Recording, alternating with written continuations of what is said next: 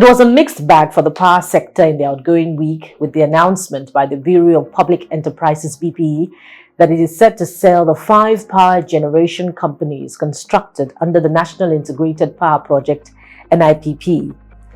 Kaduna breathed a breath of fresh air on Wednesday when kidnappers returned 29 out of the 39 students of the Federal College of Forestry Mechanization, earlier taken on March the 11th. And it is for this reason that insecurity remains a subject heavy on our minds on Issues with Jide. And BKO has his work cut out for him today as we examine the following: Senator Ali Ndume's alarm over the resurgence of Boko Haram attacks, the sad story of the 26-year-old job seeker Umoren, and what appears to be an inglorious end for actor Baba Ijesha as he risks life imprisonment on charges relating to child sexual abuse. Welcome to the program. I am Bukola Samuel Wemimo.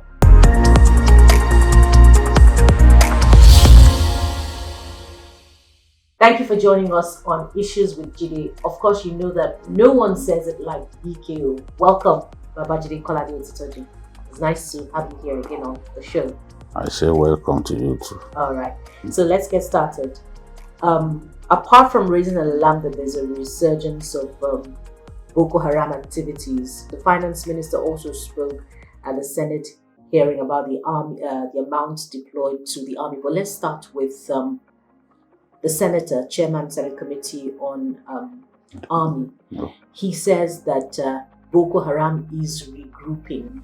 How do you explain this phenomenon vis-a-vis banditry and cattle rearing? Yes, it underlines the fact that we are living in perilous times. Many Nigerians will expect that by now Boko Haram will have been defeated and exterminated. But we are seeing a resurgence in attacks of Boko Haram. We are seeing a fighting group that is even more daring than it used to be. A group that is eager to take on the military, dislodge the military from their super camps, and steal their weapons. And the regularity with which those attacks are being carried out is a real cause for concern. Yes, we were told that the group was getting stronger, but a lot of us chose not to believe. A lot of us chose to continue to underrate the group. But we can see increasingly now that they are not scared to fight. In Damasak, Boko Haram launched 5 attacks in 2 weeks, just one town. And the governor was so troubled because residents began to leave in droves to take shelter in neighboring Niger Republic. Is bad enough when Nigerians leave their country to go and take shelter in another country deemed safer than their country. It's very bad. We have IDPs of Nigerian origin in Chad, in Cameroon, and in Niger Republic. The more Boko Haram carries out attacks in that region, the greater the refugee problem that we would be creating for our neighbors. And that is the shame of it. The big shame about it is that our neighbors will now have to accommodate our people fleeing the fighting. So someone like Senator Ali Ndume is from that area. He's from Goza local government in Borno State. He's from Ambagda town in Borno State. He has not visited his town since 2014. He dare not go to his town because it's not safe. There are many of them like that who have not visited their hometowns since 2014, 2015 because those areas remain unsafe. In many parts of Borno State, you will find a local government headquarters safe, but the hinterland not safe. So People would rather live in the local government quarters alone. Now Boko Haram is taking the fight to those local government headquarters that we deemed to be safe. Boko Haram is taking the fight to army super camps that we felt were impregnable, that we felt were much safer than the smaller army bases. And not only are they taking the fight to those places, they are stealing weapons. And when they steal the weapons of the army, they become stronger. They acquire a new level of capacity that should worry anyone.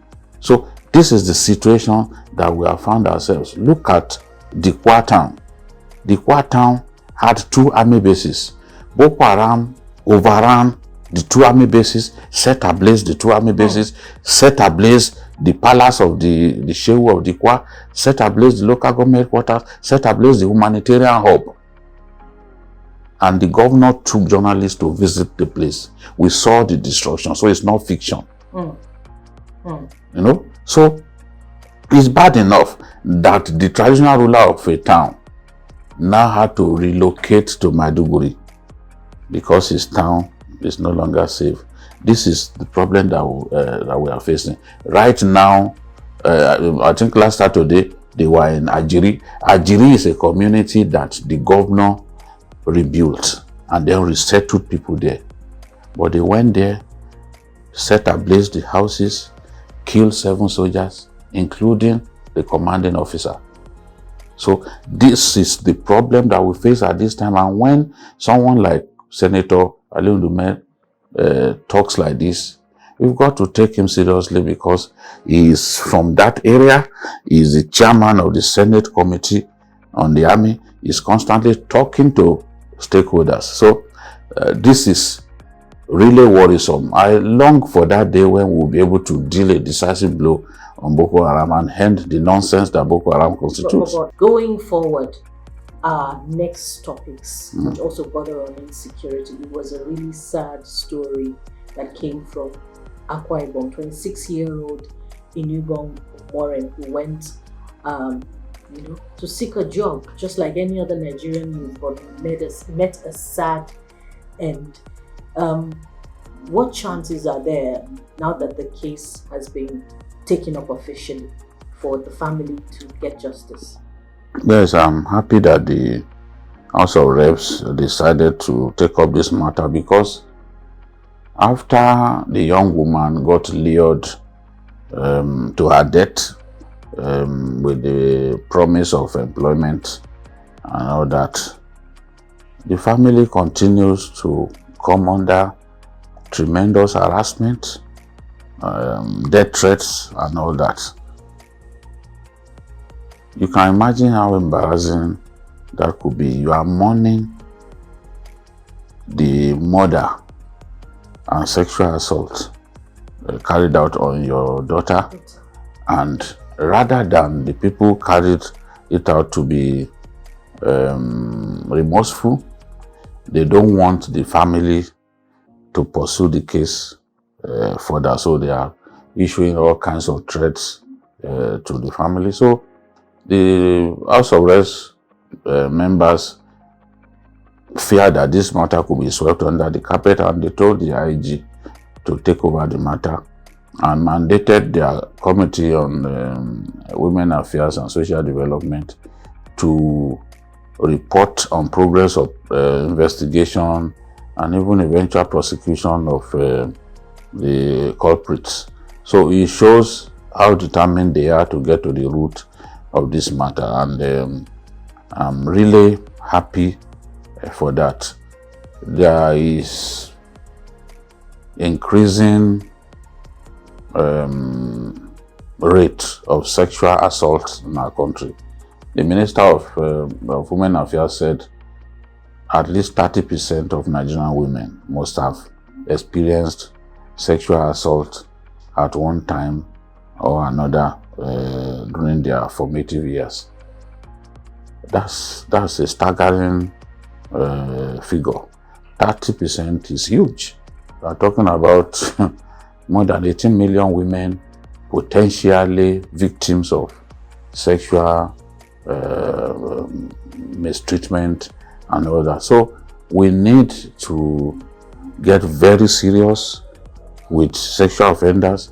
We need to work harder in securing conviction, because the truth is we don't get enough conviction for when we're talking about these cases, and that's the reason a lot of people do not see anything wrong in sexually assaulting other people. And this is where I want to come in, Ike. How do you get more convictions and justice for the sexually abused, where the mindset of a male-dominated society would go ahead to explain some circumstances as not having, as the abuse not having been penetrated, and as such, the abuser is not necessarily guilty in that circumstance? How do you separate penetration from sexual molestation, the beginnings of sexual molestation in the first place?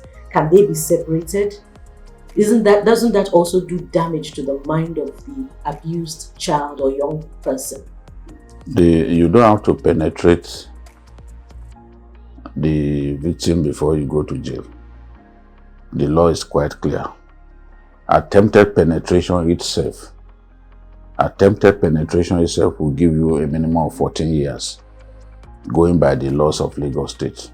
And that's why I pity that fellow, Baba Ijesha, Mr. Olariwaju, because look, his story that penetration didn't happen in that footage is not enough to save him from going to jail. The law is quite clear.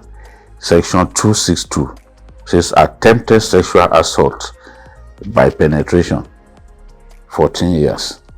Defilement itself, the defilement, section 137 says defilement will earn you life imprisonment. So if they can establish a case of defilement against him, he's going to stay in jail until he breathes his last. Then, of course, sexual assault by penetration, that one, section 261, that also guarantees him a lifetime in jail. So you don't have to penetrate. You don't have to penetrate. Help? Won't it promote more abuse? Because that is the view that is being expressed out there. If there is the problem, and that's why men they're calling for, but they were calling for his release at a point. No, people were calling for his release because they hadn't seen the video. I can tell you that even some of the idiots who are backing him, the moment they saw that video, they pulled back. Because you can't do all that to a minor. You can't be groping a minor. You can't do that. So if you start groping a minor in that manner, then you are saying that if you had the opportunity, and I can tell you that if Princess and her friends had tarried a while before storming the house to put an end to the nonsense, he probably would have slept with her. Absolutely. Yes, because he was what he was doing amounted to some form of foreplay, just trying to prepare her for the big occasion and all that. He was preparing to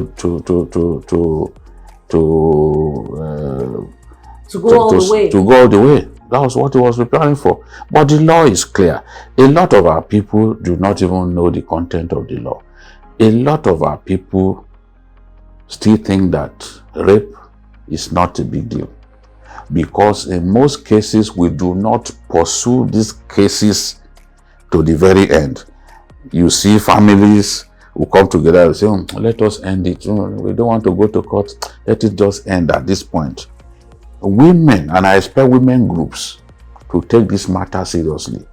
Women, once a case of rape is established, women must put their foot down.